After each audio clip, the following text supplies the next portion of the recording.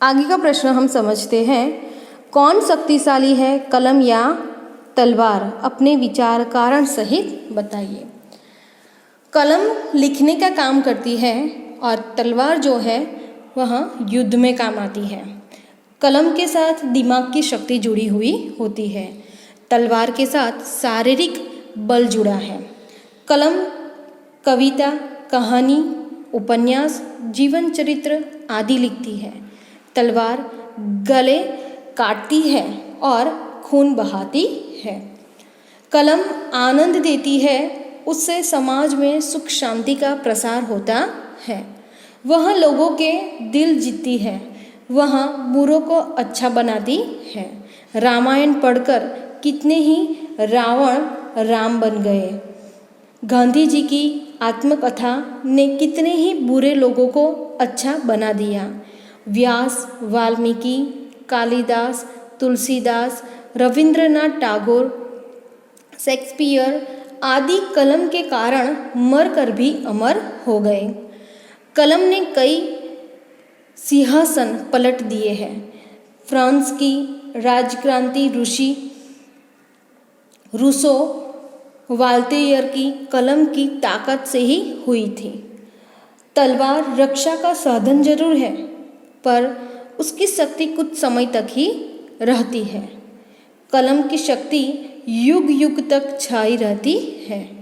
इसलिए मेरे विचार से तलवार की अपेक्षा कलम ही अधिक शक्तिशाली है। आगे का प्रश्न हम देखते हैं। दी गई सामग्री पढ़िए और उसके आधार पर प्रश्नों के उत्तर दीजिए। यहाँ पे जो पैराग्राफ दिया गया है उसको आपको पढ़ना है। उसके प्रश्न जो है वहाँ देखते हैं हम। अंतरिक्ष की किस घटना से वैज्ञानिक उत्साहित है? पृथ्वी जैसे ग्रह बनने के लिए अंतरिक्ष में किस प्रकार की स्थिति होना आवश्यक है? रेखा खींचकर सही मिलाप करें। तो यहाँ पे जो सामग्री दी गई है, यानी कि यहाँ पे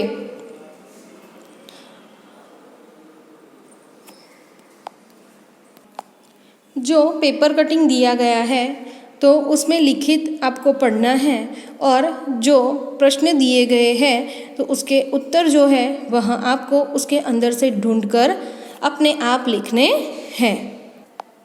स्वाध्याय हम देखते हैं। उदाहरण के आधार पर उपसर्ग लगाकर शब्द पुनः लिखिए। तो यहाँ पर शब्द दिए गए हैं, यानी कि उपसर्ग दिए गए हैं। तो मैं आपको समझाती हूँ कि उपसर्ग हम किसे कहते हैं।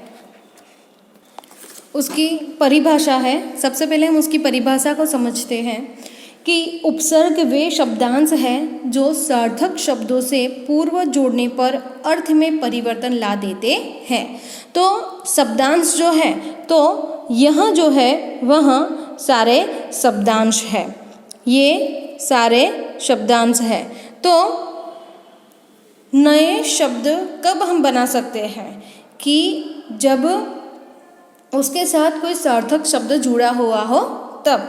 जैसे कि हम देखें कि यहाँ पे भिन्न है, तो नया शब्द कब बनेगा कि जब उपसर्ग हम लगाएंगे तब। जैसे कि हम देखें कि सबसे पहले आगे के शब्दांश को हम देखते हैं कि जैसे कि यहाँ पे देश दिया गया है, तो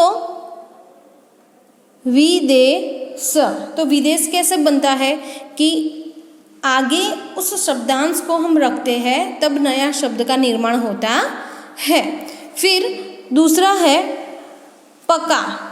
तो हम देखें कि अधपका, अधपका आगे हम शब्दांश को रखते हैं तब नया शब्द बनता है।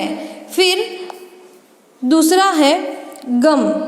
तो दुर्गम भी होता है और निर्गम भी होता है। फिर योग। तो वियोग, वियोग भी होता है और प्रयोग भी होता है। आगे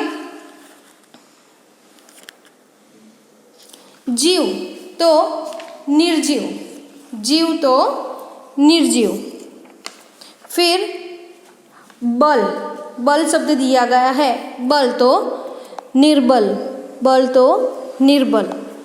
फिर समझ तो गैर समझ, सुविधा तो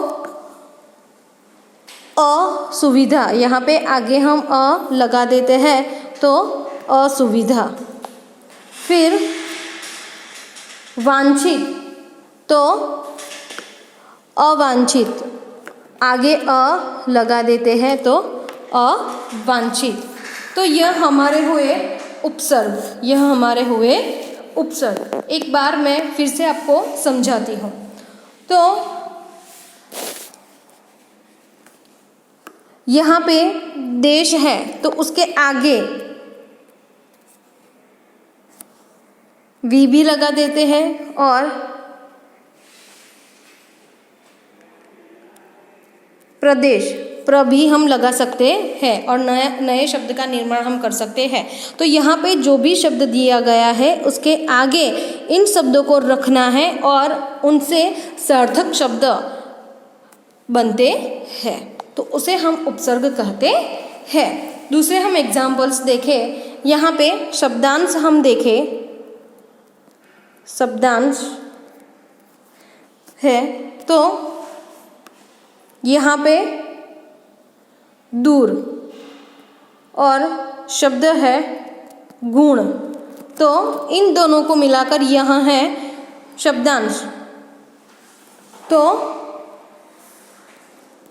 दूर गुण, हाँ, यह नया शब्द हमारा बना, तो इसे हम उपसर्ग कहते हैं। जैसे कि दूर, नीर, स, औ, प्र, सम, वी, उप, स्व तथा अनु ऐसे शब्दांश हैं। तो यहाँ पे हम देखें तो कौन से है कि वी, प्र, अ, दूर, अध, नीर और गैर, तो यहाँ शब्दांश है और यहाँ शब्द है। तो इन शब्दांश को हमें आगे रखना है जिससे नए शब्द का निर्माण होता है। तो जिनका प्रयोग, जैसे कि हमने देखा कि वी, प्र, अ, दूर, अध, नीर और गैर, तो यह शब्दांश है, तो जिनका प्रयोग स्वतंत्र रूप से नहीं किया जा सकता, तो इन सब शब्दांश का हम स्वतंत्र रूप से उपयोग कर सकते नहीं हैं। इन्हें केवल शब्दों के प्रारंभ में ही जोड़ा जा सकता है। शब्द के प्रारंभ में यानी कि आगे, कि शब्द जब शुरू होते हैं उसके पहले, शब्द जब शुरू होते हैं उससे पहले, तब यहाँ सार्थक शब्द बनते हैं, यानी कि उसका अर्थ निकलता है। आगे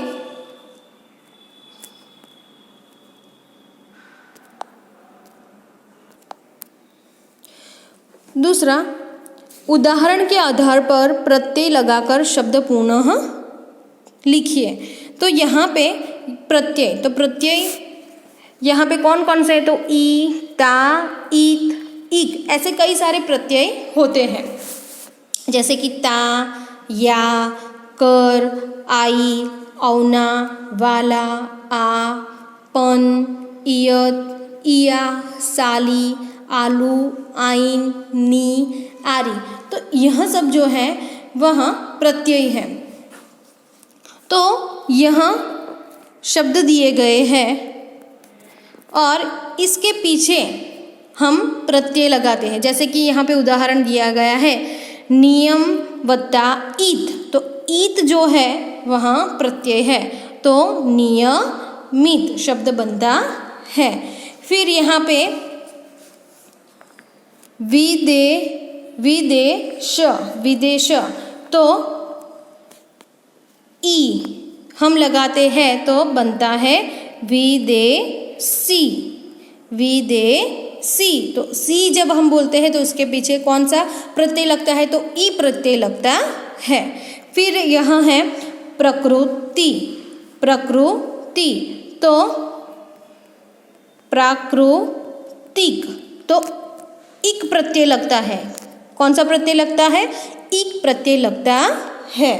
फिर है पुत्र, तो पुत्री, तो यहाँ पे भी ई प्रत्यय लगता है। यह जो है वहाँ प्रत्यय है, यहाँ आपको लिखना नहीं है, लेकिन जब पुत्री का उच्चारण, शब्द का उच्चारण करते हैं तो ई प्रत्यय लगता है। फिर है लापरवाह, लापरवाह, तो लापरवाही, लापरवाही, तो यहाँ पे भी ई प्रत्यय जोड़ते हैं। फिर है चंचल, तो चंचलता, चंचल, तो चंचलता, तो ता प्रत्यय लगता है। फिर है यंत्र, तो यांत्रिक, यंत्र, तो यांत्रिक, तो इक प्रत्यय लगता है, तो इक प्रत्यय लगता है। फिर है मानव, तो मानवता, मानव, तो मानवता, तो यहाँ पर भी ता प्रत्यय लगता है। फिर है हंस, हंस, तो हंसी, हंस, तो हंसी, तो यहाँ पर भी ई प्रत्यय लगता है। तो उपसर्ग में हमने देखा कि शब्द के प्रारंभ में, यानी कि सबसे पहले इन उपसर्ग का हम प्रयोग करते हैं तब सार्थक शब्द बनता है, और प्रत्यय के अंदर उसके अंत में, यानी कि यहाँ पर इन प्रत्यय का हम प्रयोग करते हैं तब सार्थक शब्द बनते हैं। तो उपसर्ग और प्रत्यय, इन दोनों में यही अंतर देखने को मिलता है। आगे प्रश्न नंबर 3, चित्र के आधार पर काव्य की रचना कीजिए। चित्र के आधार पर काव्य की रचना कीजिए। तो घड़ी लगी दीवार पर टिक टिक टिक कर तू चलती है। घड़ी लगी दीवार पर टिक टिक कर तू चलती है, दिन हो चाहे रात हो, ठंड या बरसात हो, कभी नहीं तू रुकती है। ठंड हो बरसात हो, कभी नहीं तू रुकती है। आगे का प्रश्न हम देखते हैं। प्रश्न नंबर 4, देश की उन्नति, विकास एवं रक्षा के लिए आप क्या बनना चाहेंगे? किसान या सैनिक? कारण सहित अपने मित्र को पत्र लिखिए। तो यहाँ पर कारण बताना है, उसके बाद पत्र लिखना है। तो यहाँ पर जो प्रश्न है वो दिया गया है कि देश की उन्नति, विकास एवं रक्षा के लिए आप क्या बनना चाहेंगे? किसान या सैनिक? तो किसान या सैनिक बनने के बारे में हम कहें तो यह बड़ा टेढ़ा सवाल है, क्योंकि हमारे देश में किसान और सैनिक, जवान दोनों का महत्व है। यदि जवान राष्ट्र का रक्षक है तो किसान हमारा अन्नदाता है। फिर भी मैं तो किसान बनूंगा। हमारे देश की जनसंख्या बढ़ती जा रही है। आज भी हमारे यहाँ बहुत से लोगों को 2 वक्त की रोटी नहीं मिलती। अनाज महंगे हैं, दालें महंगी हैं, मसाले महंगे हैं और तेल भी महंगा है। ये चीज़ें सबको सुलभ नहीं हैं। देश में लाखों बच्चे कुपोषण के शिकार हैं, क्योंकि उनको जरूरी पौष्टिक आहार नहीं मिलता। इस खाद्य समस्या का हल कृषि के विकास से ही हो सकता है। खेतों में अनाज, दालें, तिलहन, सब्जियां आदि भरपूर पैदा होगी, तभी सबको सुलभ होगी। देश के जवानों को भी तो खाद्य पदार्थों की पूर्ति करनी पड़ती है। इस प्रकार वर्तमान परिस्थितियों में मैं किसान बनना पसंद करूँगा। तो यहाँ पर किसान जो है उसको बड़ा महत्व दिया गया है।